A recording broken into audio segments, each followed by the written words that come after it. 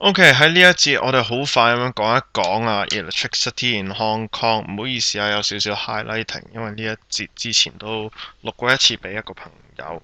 咁 anyway 啦，香港嘅電插頭，其實你見到呢左邊嗰幅圖有三個字 NEL，分別就係代表咗 neutral、earth 同埋呢個 live 嘅。咁咧，我哋有三個頭，分別就係俾三條電線用，分別 N 咧我哋叫中線啦，neutral；Earth 就係地線，Live 就係一條活線，或者我哋有啲人叫火線啦。香港嘅電力我哋係用一種叫 AC current，就係一種咧會不停變動嘅 current，而佢嘅 root mean square voltage 啊會係220伏。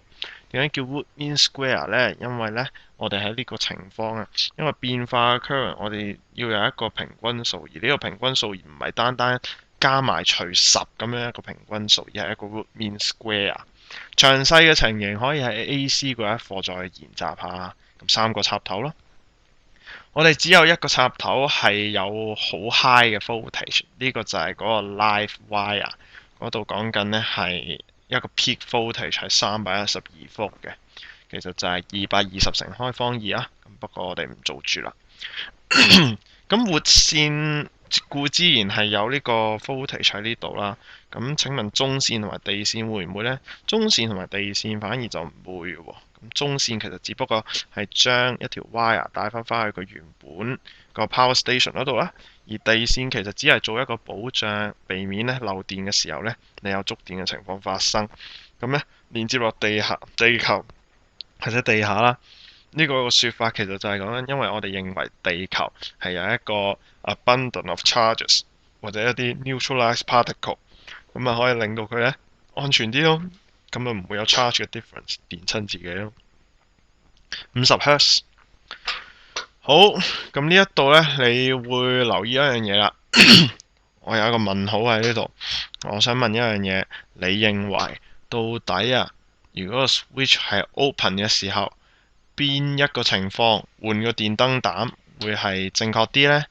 到底係譬如1定係2呢？